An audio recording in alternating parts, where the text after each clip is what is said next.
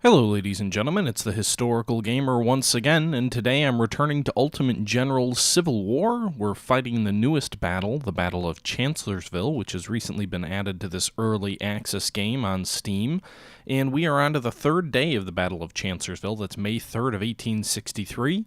As you can see on here, the description is, yesterday's unexpected Stonewall Jackson attack was a nasty surprise for the Federals. We are gaining ground on their right. Hooker very defensively shifted his forces to defend the camp. That's the Chancellorsville farm. General Reynolds' 1st Corps covers now their right flank with our cavalry. We divert his forces as much as possible so we cannot reinforce their center. General Howard's 11th Corps is in no condition to fight and is positioned to their far left and rear. The Corps of Meade, Sickles, Slocum, and Couch are now defending Chancellorsville. It is dawn, and we have one more chance to attack and take Chancellorsville. Stonewall Jackson's Corps from the west and Lee's Corps from the southeast are ready to advance. And it's also worth calling out that Sickles' 3rd Corps was somewhat beaten up yesterday, so really just 3 fresh Federal corps and 1 somewhat battered corps. Meanwhile, Jackson's Corps is very strong here, coming in after that very successful attack. You can see Jackson's Corps is ready to charge and repulse them. Jackson was not wounded or hurt yesterday. And then you've got some troops coming up from the south as well, and then General Robert E. Lee has the remaining Confederate forces to the east. In addition, potentially Federal reinforcements could come up from the north. So this is the third day of the Battle of Chancellorsville. Historically, this was by far the bloodiest. More than 20,000 combined casualties between the Union and the Confederacy. And while Antietam often gets recognized as being the bloodiest single day, which it was, the third day of the Battle of Chancellorsville only had a couple hundred casualties more or fewer than the Battle of Antietam. This was a bloodbath with Confederate troops crossing across open fields from the south, from Hazel Grove, and getting butchered, while they gave quite a bit to the Federals as well.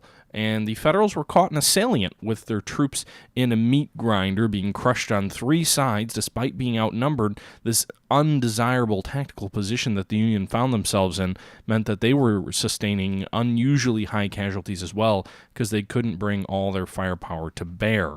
With that being said, I think, this is all taken from a live stream, so I know I've been doing that a little bit lately, and I was kind of thinking like, all right, well, maybe we'll make this one a little bit more about history, but I do talk a little bit about history in the live stream that's coming up. And just in the spirit of sort of consistency, I figured what I would do is I would use the live stream audio. So what I'll do here, obviously I'm still in the process of recording a new Let's Play from the Union perspective, and in that one that's going to be much more history focused than this particular series. But these individual fights, these individual historical battles, I'm just kind of fighting through, and I'll use the live stream audio for it. Before I jump in, however, I do want to call out that, this is a really interesting battle. I also fought Stones River, so this will be the final part of Chancellorsville in this fight. But I also fought the Battle of Stones River, which will come after that in terms of series. And I'm also going to be posting my Rule the Waves live stream that I did with XTRG and Tortuga Power here within a couple of days.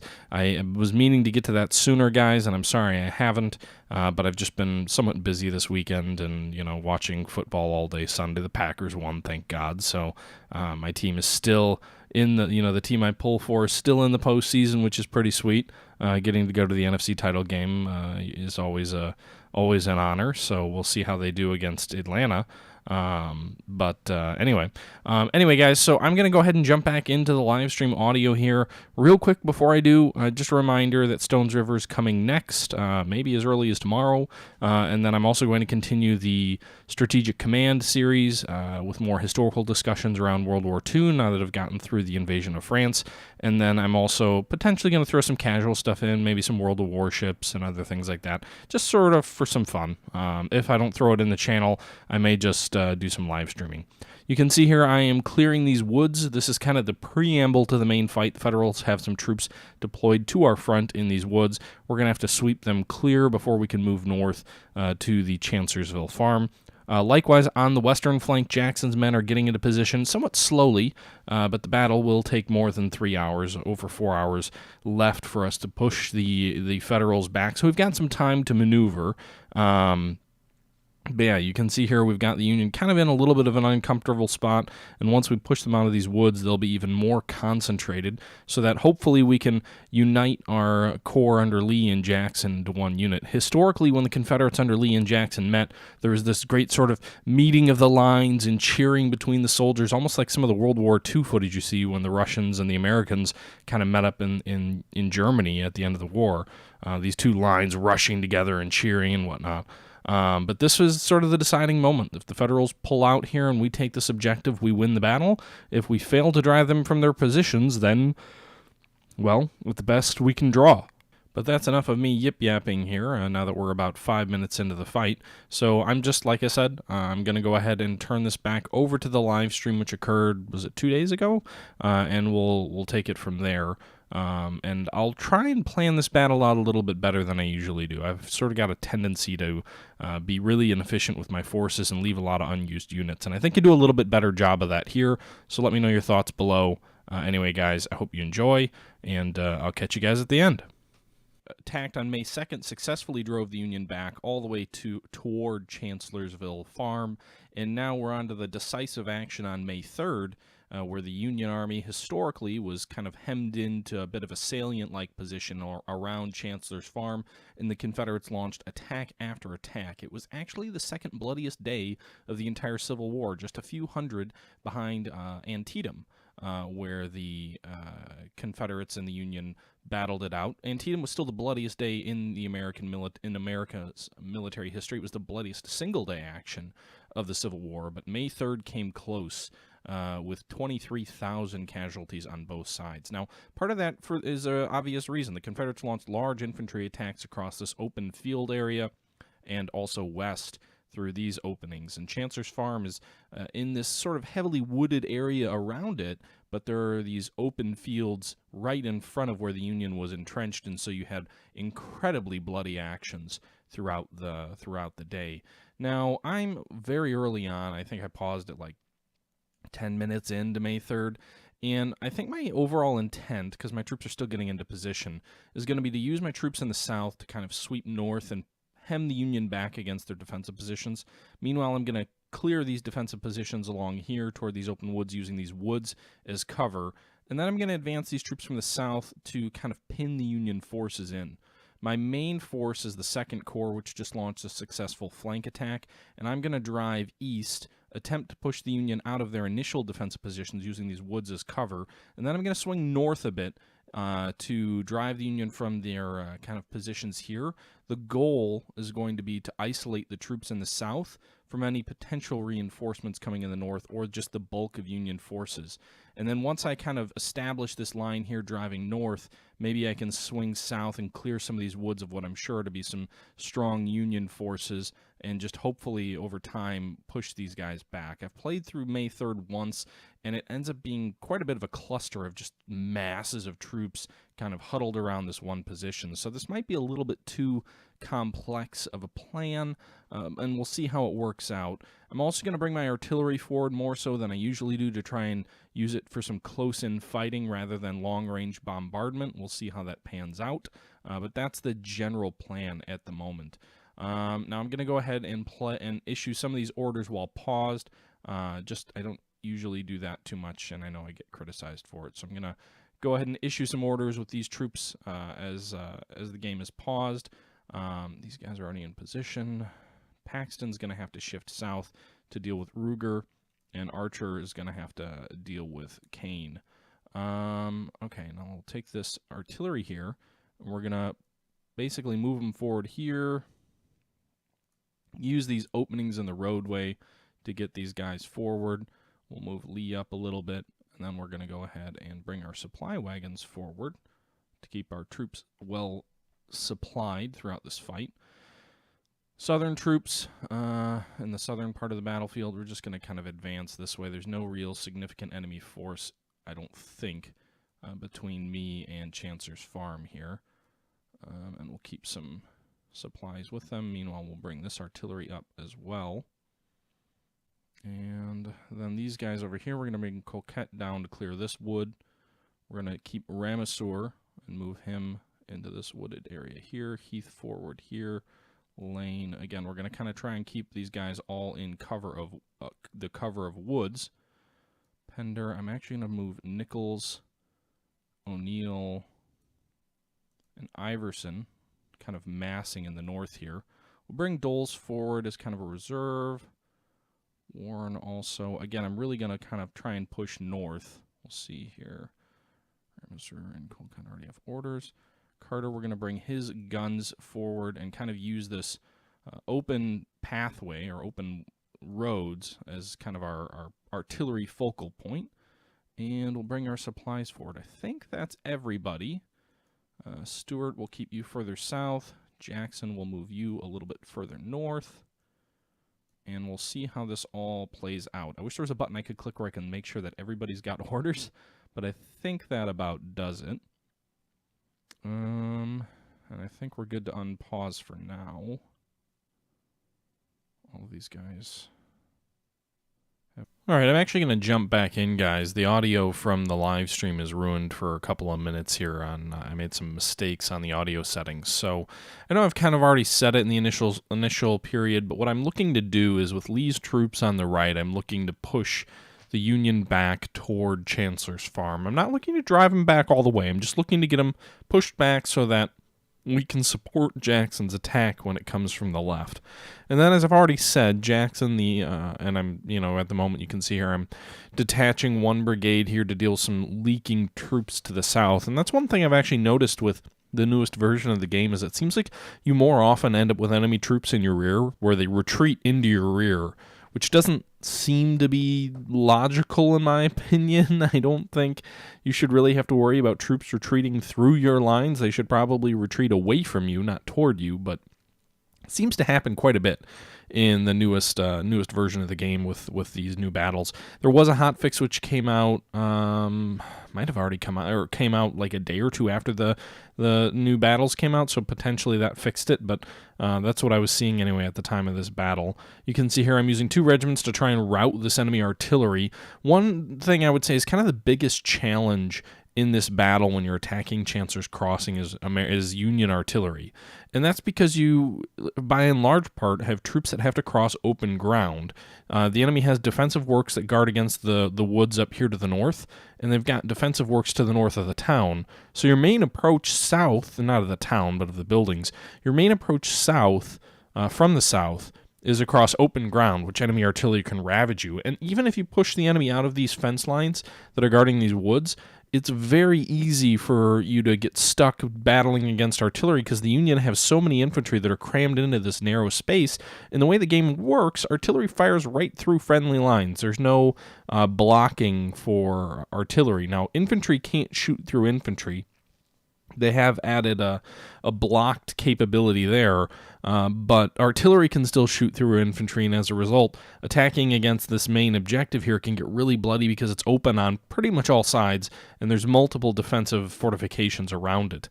But my main goal here for the Confederates here in the north is to push the Union troops out of their initial defensive positions, flank them out of these fence lines, push them back toward Chancellor's Farm, then drive north toward the objectives and the supply depot there on the northern top right part of the map, and cut the Union off. So basically, cut the troops to the north off from supporting these guys to the south so no reinforcements can come up to the actual building. That is the objective.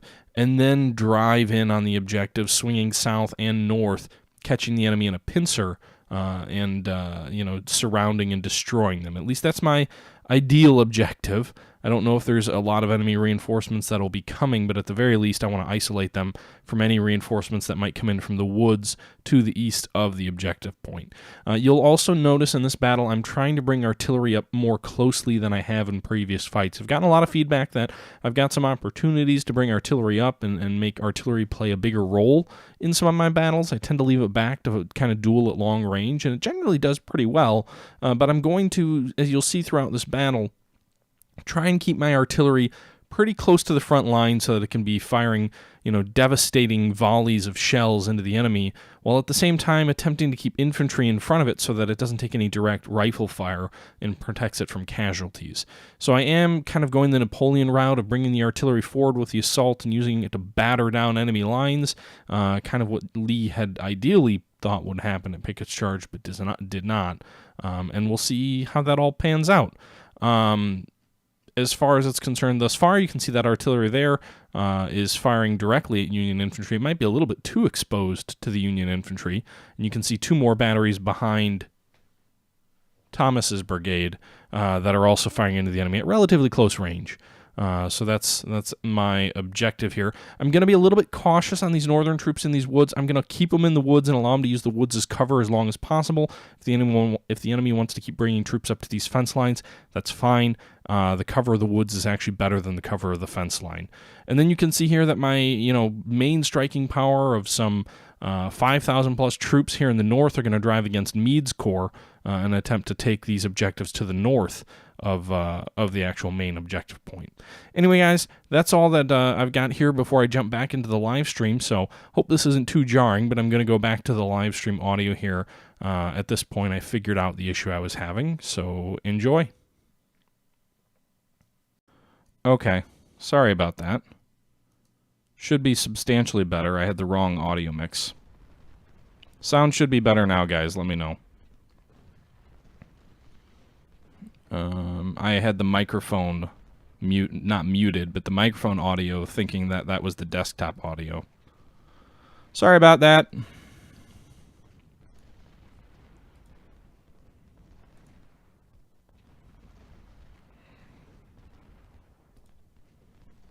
Okay. Anyway, proves I'm an idiot.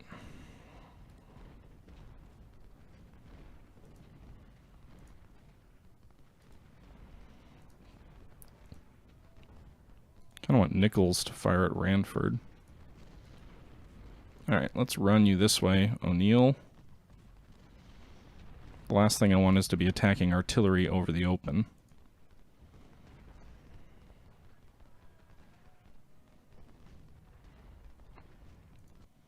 Okay, Walford is wounded. Where is he?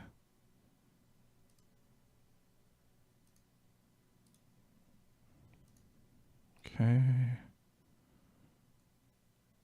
Our tide.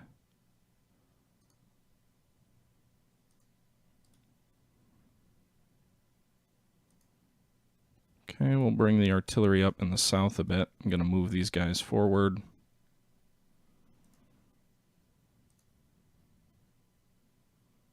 Supply. Come forward. How's... Well, Walford's over here on the right. Ugh, he's really... I don't want him engaging these guys that are fortified. He's kind of anchoring my right. But again, I'm just trying to sweep him from the field in the front, and then we'll just push him back into the...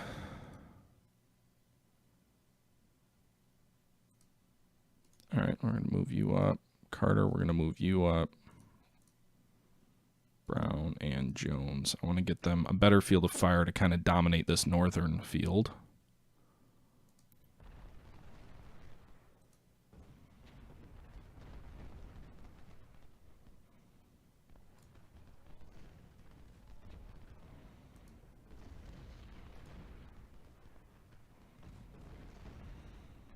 I don't know who they were shooting at, but they definitely didn't hit anything.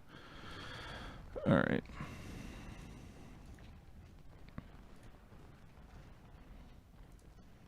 There you go.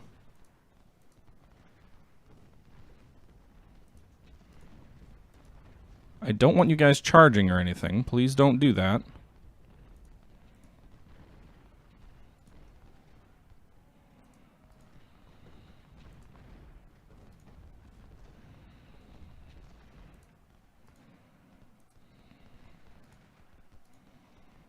Okay, swinging south.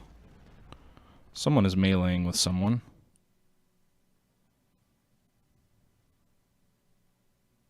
Oh.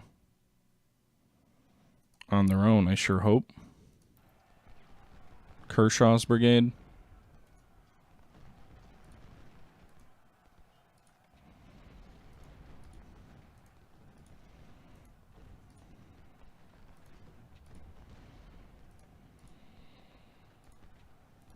Okay. Again, kind of trying to push the enemy back in this general direction. O'Neill can go engage these. Nichols will go take care of this cavalry up here. And these guys are glitching the hell out. Okay. Why are you flanked, Warren? You shouldn't be flanked. Where are you getting hit from?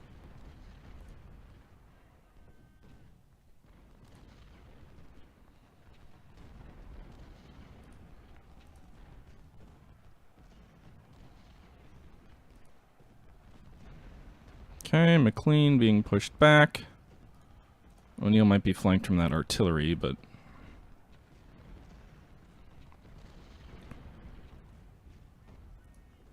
Okay.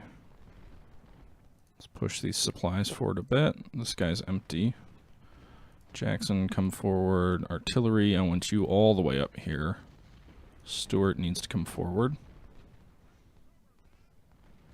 Alright, let's pause one more time. Okay, so we've kind of pushed them back in the south here a bit. Now, the concern I have is that these guys are anchored really well in these fortifications along this way, so any frontal attack, if we try and flank just a little bit of these houses, then we're going to run into flanking fire from these guys. A frontal assault across open ground against these fortified positions is probably not going to be terribly successful. A flanking maneuver around them may take too long, I'm not sure. Plus, I think they've got a refused line here. It kind of bends backwards. So I'm not sure what the best course is. I can send these guys to these woods. I can send Kershaw north a bit, but I may just have to try and bite the bullet and overwhelm them with numbers. I'll try and move the artillery forward a bit as well, so we can get some close-in artillery support. Supplies are pretty much gone. And then just kind of move forward in general and try and crush them just with strength and numbers from the south here. Meanwhile, we'll kind of keep these guys shielded a bit in these woods and keep the artillery kind of pounding the Federals as I, in general, try and... Oh, this artillery's exposed. We need to knock these guys out. Counter battery on these guns. These guns can target this infantry and this fort. And I don't know what these supply points do. Do you just get automatic ammo when you're in here, or exactly how does that work? Okay. Let's go ahead and resume. Have Nichols... I'm going to have you charge Ranford. I think Union reinforcements may come from the north. That's why I'm trying to push rather aggressively.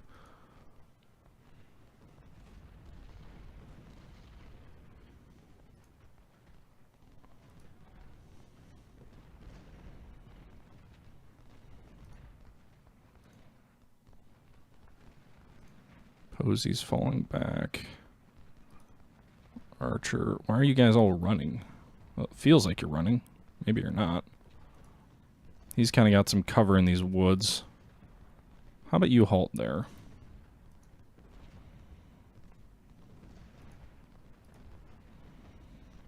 Okay. These guys are deploying back into these defensive works again.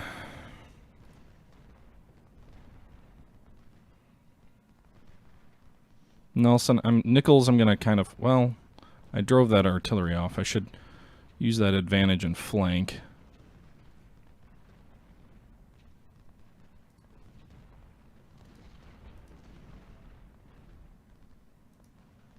Okay. So you can see Rourke did not survive long in those defenses, and holy crap, his brigade's melting away. I want to keep Doles and McGovern and Warren in these earthworks as long as we can until we can drive these Federals back. I'm going to move O'Neill forward a little bit at the double. I want you to move forward. Get around their flank. And then we're going to move Nichols down as well into these woods. Move him at the double also. Don't want to exhaust O'Neill too much. Thomas is killed.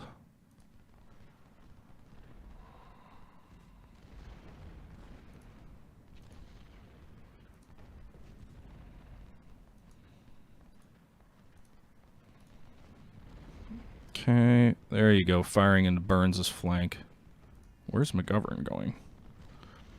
Okay, so we've kind of turned their, at least temporarily, they've got a lot of troops in the woods here.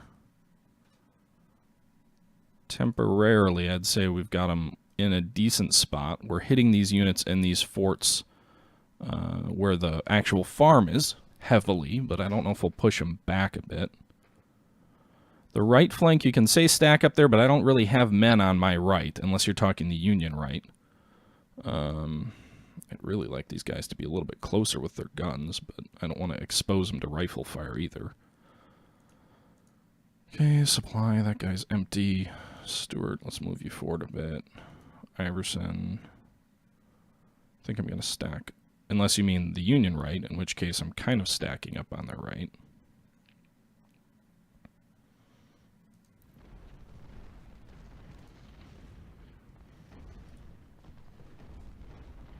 Okay, the nice thing is every time they put troops in these forts here, they're getting just obliterated, which from a casualty perspective is sure nice.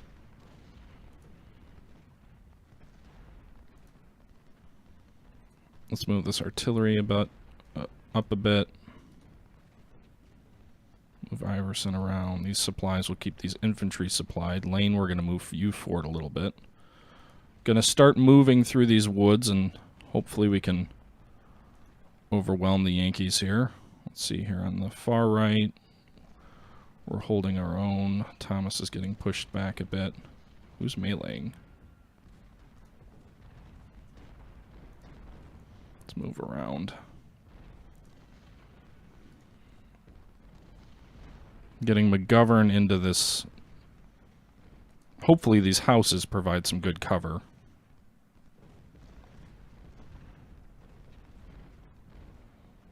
Okay, so if we look at the objectives right now, we're inflicting more than 5% casualties on the enemy, greater on them than they on us.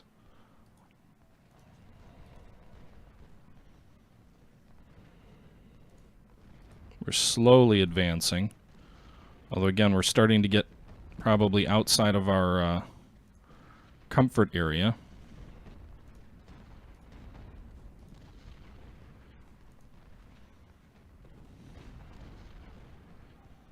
Lane charging Carter's flank, I guess. I didn't mean to melee in there.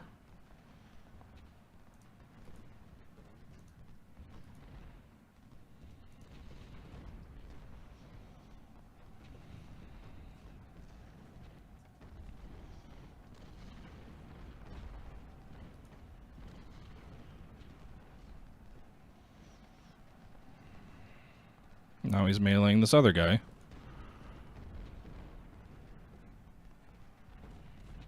So you can see here they've got quite a few troops. They're almost in a circle.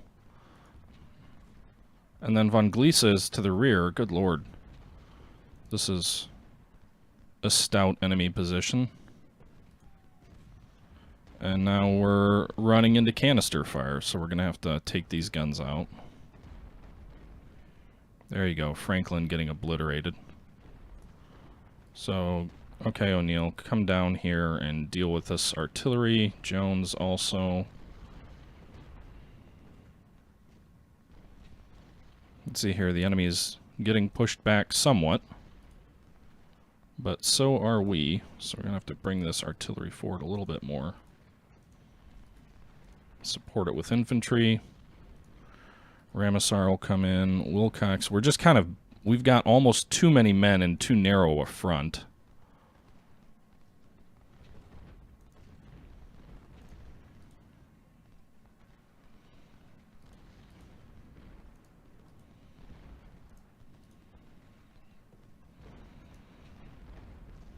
Okay. Alright, let's pause here for a second. Okay, so we've got Posey not doing anything back here. Garnett, we're going to bring his artillery forward. Paxton, I think, shattered the Union brigade he was facing, so that'll be a relatively fresh brigade bring forward. A little bit of artillery also. Some additional supply. We'll bring Lee up a little bit. Are these wagons empty? No. Okay, we'll bring them forward. Jackson, move up a bit. And then we've got some infantry in here where hopefully we can start to take this objective spot now. We've kind of hemmed the Union off of their lines to the north, but we haven't taken Chancellor's Farm yet. We've got they're almost in a salient here, so my hope is that these two brigades will run soon, and then we'll be able to take this objective here. On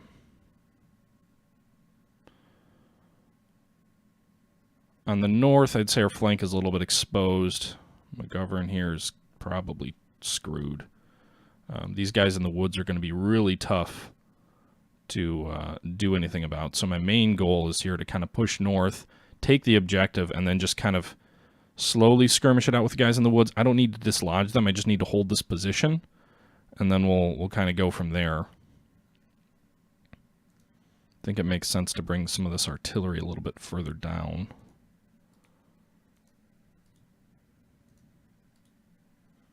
Okay. So we'll go ahead and play here.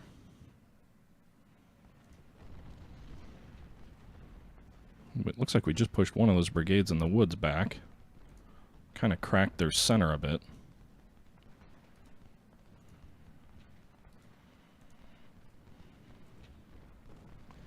Okay, so Patrick is routing or being pushed back.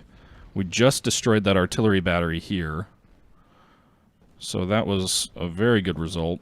Thomas, you're getting too far forward. You need to halt. Can we form up on this? Looks like we can. Probably makes sense to do that.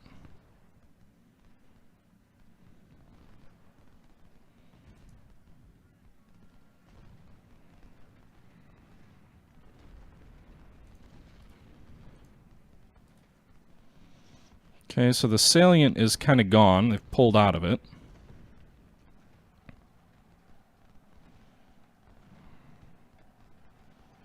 Union morale must suck, because they're being relatively easily dislodged here.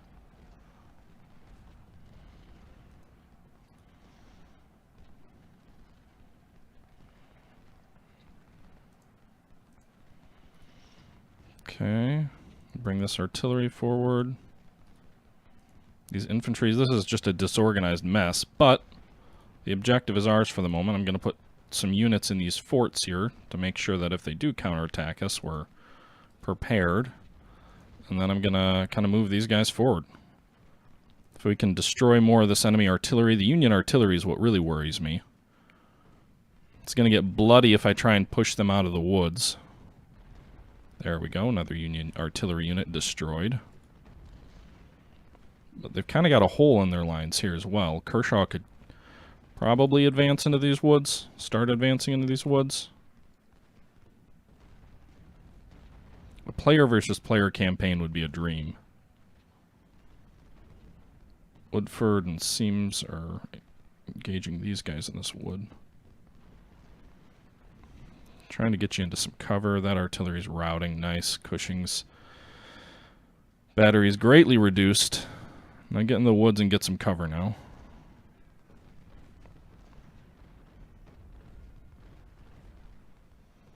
Okay.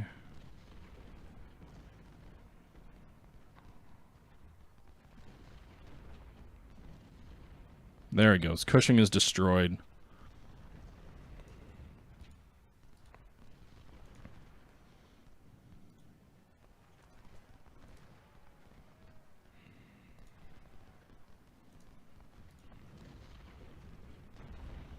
All right. We've got about an hour to spare, but barring massive Union reinforcements, which I suppose could come, I'm going to say this is looking very good. I mean, I don't know if I should continue to push or not, because I don't know if there's another scenario after this or not. If there is, I don't want to get my troops butchered in a somewhat fruitless attack into these woods. I'm going to charge O'Neill through here, though. Now that I just said, like, oh, I don't know if I want to be aggressive. Kershaw's in these woods.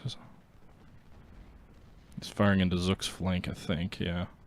But Zook's in some pretty good defensive works as well, so he'll be difficult to dislodge. We'll move Paxton forward. Whoops. Wilcox move in front of Archer.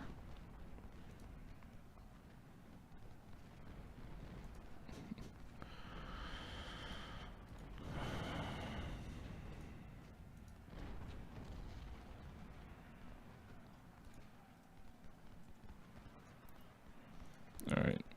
So he dislodged him. And now you've just got a mass of Federals.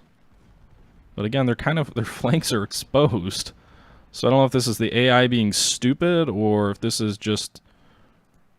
Where's Kershaw going?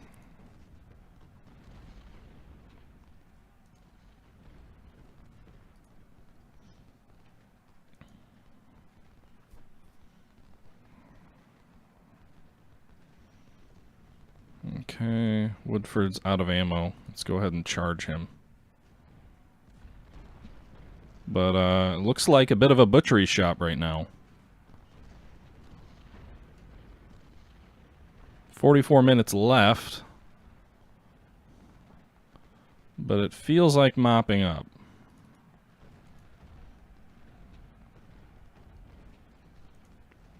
Feels may be the key word. Again, we're attacking through some very defensible terrain.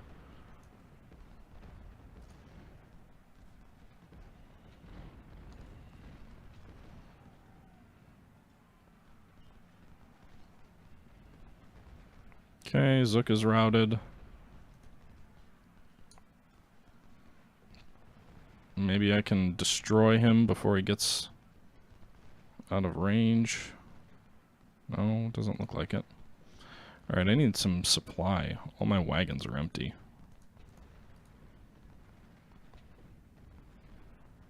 You know what would be nice is if your supply wagon could resupply if it went up to one of these supply spots. My artillery's all great, because they're all within range of this supply depot, if that's what it is.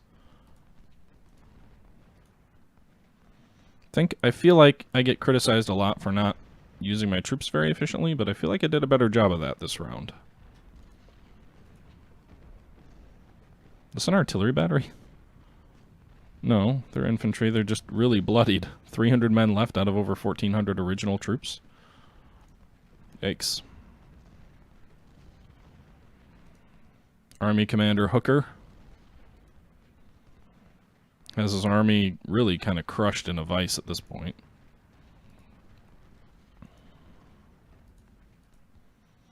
Sims is not in a good spot, given that he's got no ammo left. He fires at like a third of the rate of fire as the Union do. Or anyone who has ammo, for that matter.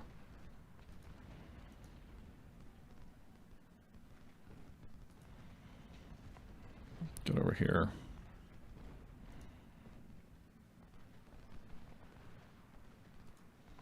Okay. O'Neill, you're going to try and flank Tyler up here. Nichols is going to disappear, so you're going to have to... Let's actually fall you back.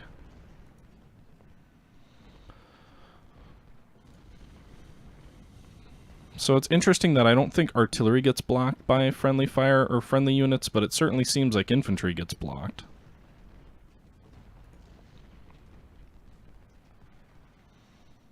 Okay, so we've inflicted a lot more casualties on the enemy than they've inflicted on us.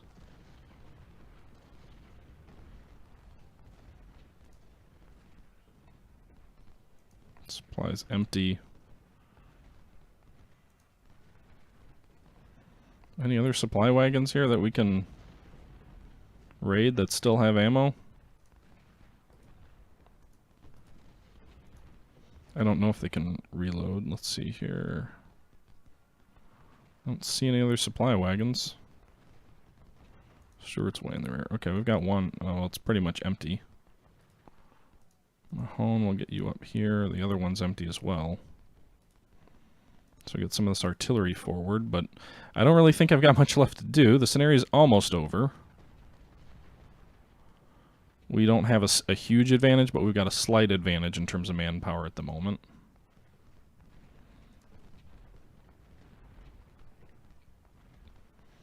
The federal units seem to be doing better with ammo than we are.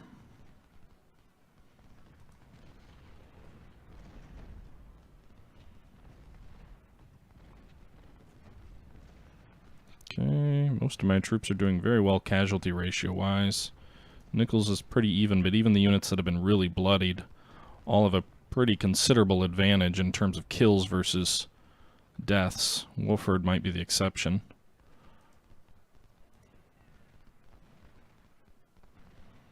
Mahone as well, probably, yep. So we're slowly pushing them back. Union line has stabilized somewhat, but if we had more time, I think we'd push them back. They're still seeing brigades being pushed back from the field. I think most of their units have 2 units plus of us shooting at them. There you go, victory. And that's the end of Chancellorsville. Enemy had 84,000 men. We had 41,000 men. We lost 5,000, or we had 208 guns. They had 309. We lost about 21,000 men. The enemy lost over 42,000. Oh, good God. This is another one of those, if this had happened, especially on the back of on Fredericksburg, where I inflicted some 60,000 casualties. You know, the Unions lost 150,000 men in my last 2 scenarios in these independent battles. None of the promotions or anything really matter, if we're being honest, given that this is a standalone battle. But still fun to look at some of this stuff. Supplies, quite a bit captured. I don't know if supplies captured matter in the campaign or not. Maybe you get like money for it or something. But at the end of the day, Chancellorsville, a resounding victory. The Confederates still lost a lot of men, 20,000 plus, which historically they lost, I think, 17,000 men at Chancellorsville. You know, the kind of battles that, yeah, you won, but you really can't afford those kind of casualties unless you're going to win the war as a result, and obviously they didn't. And then follow that up right away with Gettysburg, where they lost another 20,000 plus. Between those 2 battles, over those 2 months, they lost more than, more than 40,000 men.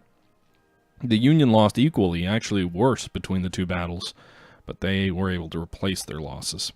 Anyway, guys, that's a victory at Chancellorsville. I'm thinking maybe I'll fight Stone, what do you call it? Stone River? Maybe I'll fight the historic Battle of Stone River as well.